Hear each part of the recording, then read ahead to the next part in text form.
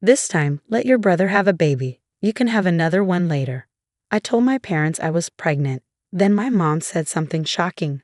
Zach and his wife Rosie, who can't have kids, want us to give them our baby for adoption. My parents always favored Zach and ignored me. The happy future I imagined with my first baby turned into sadness. I'm Olivia. I've been married to Walt for 3 years. We're happy and thinking about having a baby soon. But I haven't been close to my family because of issues with my parents and brother Zach. In our family house, my parents, Zach, and his wife Rosie all live together. Zach has been praised since he was little, excelling in school and landing a job at a big company, which he'll probably take over from Dad. Our parents have always adored him. I, on the other hand, didn't stand out academically and wasn't as good-looking, so I never felt that close to our parents. I often felt left out and lonely because Zach got so much attention. Mom especially favored him, always by his side and hardly ever paying attention to me. When she did talk to me, it was usually criticism. Zach followed Mom's lead and didn't treat me well either, so we never really got along. I felt like I didn't belong at home and became more and more isolated. Because of that, right after finishing high school, I moved out. My parents didn't seem bothered when I told them I was leaving. If anything, they seemed happy about it.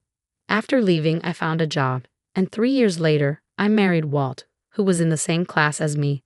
I wanted to start my own family and find peace away from my parents' influence. I only go back home for Thanksgiving and Christmas. I don't really want to, but my parents insist. They care a lot about appearances, and it wouldn't look good if their daughter never visited. So I put up with it and visit twice a year. I reluctantly went back this Thanksgiving, but my mother was as distant as ever.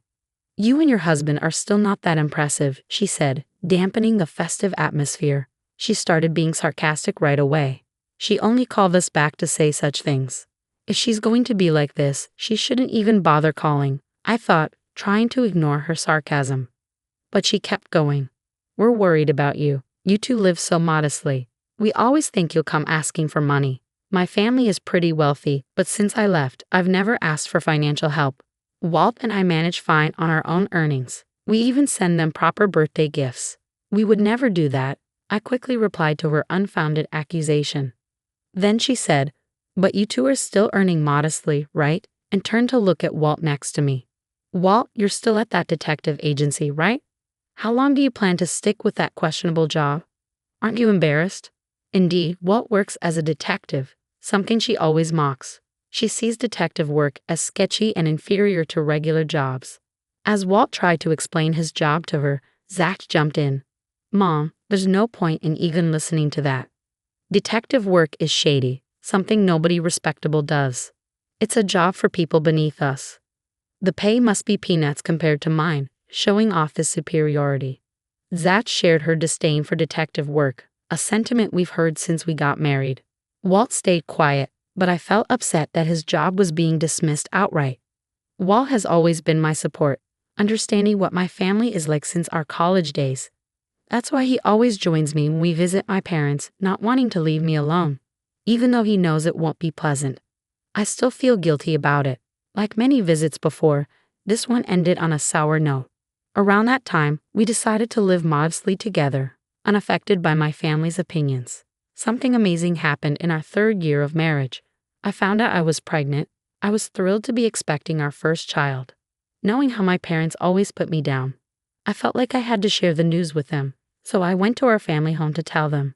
It had been a while since I visited outside of Thanksgiving and Christmas, and my parents, Zach, and his wife Rosie were all there, but their reaction to my announcement caught me off guard. When my mother heard the news, she suddenly got loud. "How could you say that in front of Zach?" Her response was unexpected. I wasn't expecting congratulations, but this was different. I was confused by her mentioning Zach, and when I looked puzzled, she dropped a bombshell. "Zach and Rosie can't have kids. How could you be so insensitive?" I had no clue they were dealing with infertility. Shocked by her words, I glanced at them. Zach seemed uncomfortable, and Rosie looked down sadly. "You're having a baby before Zach. If it wasn't for Rosie, this wouldn't be happening." My mother sighed dramatically, looking between Rosie and me. Seeing this, Zach stepped in. "Rosie already feels bad enough. Don't be too hard on her, Mom." I was surprised to hear him defend Rosie. From what I knew from my visits, Zach wasn't usually that supportive of her. "You're really kind, Zach." Then Zach said something that made me pause. "Rosie, if it weren't for being married to Zach, you would have been divorced by now." My mother shot Rosie a glare. Maybe despite everything, Zach does care about his wife. As I watched Zach calm our mother down, I thought about what had just happened. Well, I shared my news, so I should head home, I said, feeling the tension rise because of my announcement. But then my mother said something unbelievable. "Give your baby to Zach." I couldn't believe what I was hearing. Give my baby to Zach. Why should I? I can have another baby if I want to. Just because Rosie can't have children doesn't mean I should give mine away. That's unfair and ridiculous. When I refused, my mother argued, "This is our first grandchild. It should be raised by us. Zach will take over the company, so we should raise the baby." Her words made me furious. She was planning to take my unborn child just to ensure a successor for our father's company. She talked about adoption like she had it all planned out, but I was too angry to listen. I was already irritated, and then Zach said something shocking. "Well, since Rosie can't have kids, it's good for her that you got pregnant. You're finally doing something for the family." I couldn't believe it, but Zach seemed to agree with my mom. Even Dad, who usually stays quiet, nodded along. It felt like the whole family was claiming my baby as their own. I couldn't believe how casually Zach spoke to his own wife like that, acting like it was no big deal. I realized there was no point in arguing further, so I left right away. All they said was, "Give us an answer next time you come," and didn't even come to say goodbye. Rosie, who must have been hurt, silently watched me leave. Even after I got home, I couldn't shake off my anger. Instead of celebrating my pregnancy, they made this unreasonable demand. I felt gloomy thinking about the future. They probably keep pushing for adoption even after the baby was born. When I told Walt what happened after he got back from work, he was shocked too. Even he couldn't find the words to respond. He knows my family, but this was beyond belief. A few days later, we were surprised by an unexpected visitor at home. "What brings you here all of a sudden?" "It's rare to see you alone," I said to Rosie. She looked tired, with dull skin and messy hair. Tears filled her eyes as she looked at us. "Olivia, I'm really sorry about what happened the other day," she said, referring to when I announced my pregnancy. It wasn't her fault, but she seemed burdened by the unreasonable demands my family had made. Then she said she had something important to discuss. "What is it?" I asked, inviting her in to talk. What she told me was shocking, and my anger flared up again. Trying to stay calm, she shared a significant truth with me. Walt had been quietly listening to our conversation and then chimed in with something equally astonishing and infuriating. Rosie's tears started again as she listened to Walt. With this new information from both of them, I made a decision. I vowed to myself to hold my parents and Zach accountable, to settle past grievances and seek justice. 3 months later, with my belly starting to show, Walt and I visited my family home. My parents, Zach and Rosie, were there. Without even a greeting, my mother asked, "You've decided to give the baby to Zach, right?" It seemed like she couldn't think of anything else. As I've said before, that's not happening. I replied, but my parents glared at me as if they couldn't accept it. "No matter what you say, we're taking that baby. Stop being stubborn," my mother said, clearly angered by my refusal. Zach and my father just watched, not intervening. "No matter how much you insist, I'll never give the baby away. But I came here today to show you something." "Is that okay, Rosie?" I asked, looking at Rosie, who nodded silently. Rosie intends to divorce Zach, and this is why. I pulled out some photos from an envelope I had brought. That was the reason for my visit today. Zach was speechless as he looked at the photos. They clearly showed him kissing another woman and entering a hotel. Undeniable proof of his infidelity. "Shocked to have been caught," he muttered. "Who took these photos?" Our parents, standing next to Zach, looked bewildered, their gaze shifting between him and me. They probably had no idea about his affair. "It was Walt who took these," I said. Walt, who had been silently observing, explained how he had come across the photos. As a detective, he had seen Zach with another woman while working on a case. Out of curiosity, he investigated further and found out about Zach's affair. The decisive moment was captured in those photos, as Zach thought he had cleverly hidden his affair. He was stunned and speechless.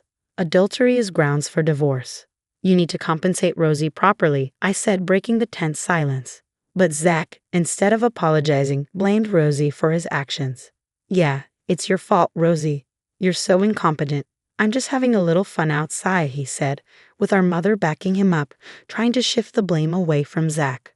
Seeing Rosie treated like I once was made me feel terribly sorry for her. So I decided to confront my family to save both of us. I pushed them further by pointing out Zach's faults. "Zach, you mocked Walt, but a professional detective's skills are extraordinary. Evidence kept piling up as soon as he started investigating.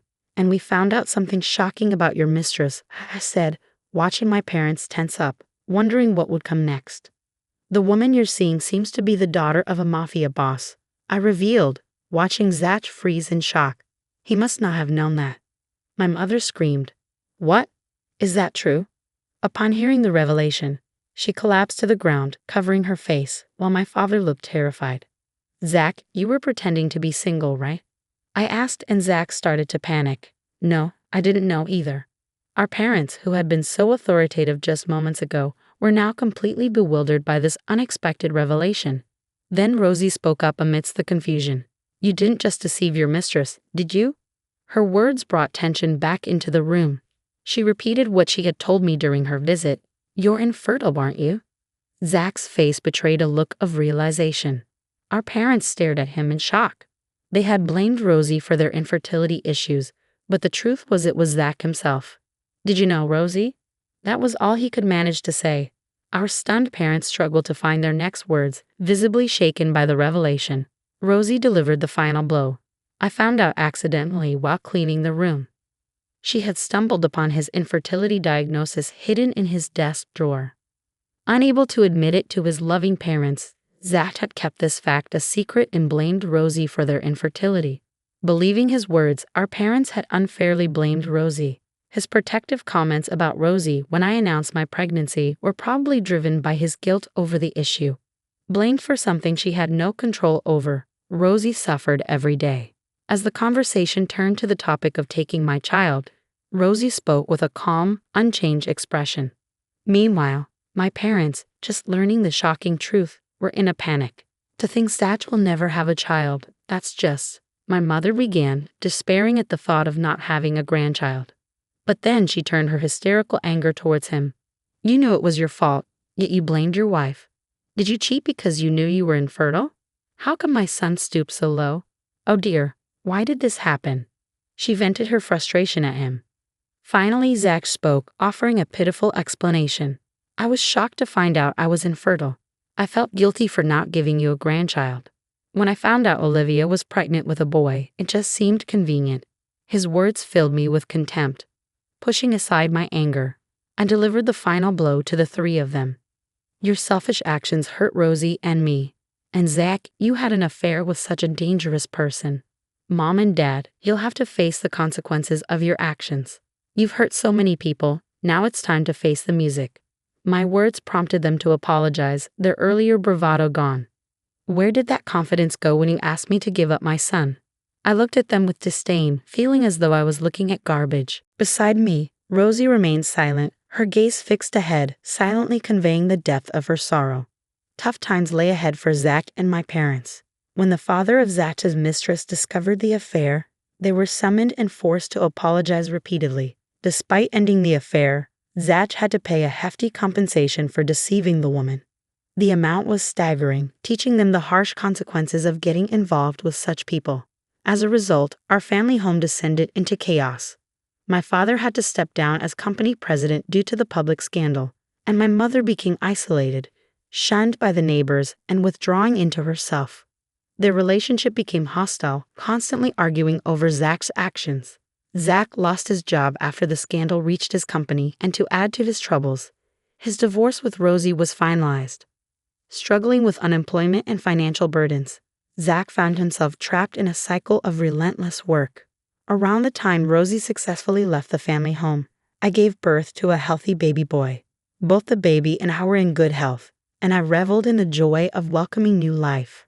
Our family of three embarked on happy days together. Eventually, Walt and I made the decision to sever all ties with my family. Although I have been torn about cutting off contact with my parents and brother, that incident made me realize it was the best decision for my son's well-being. Despite their absence, I have found solace and love in my irreplaceable family. From now on, I choose to cherish only my precious family.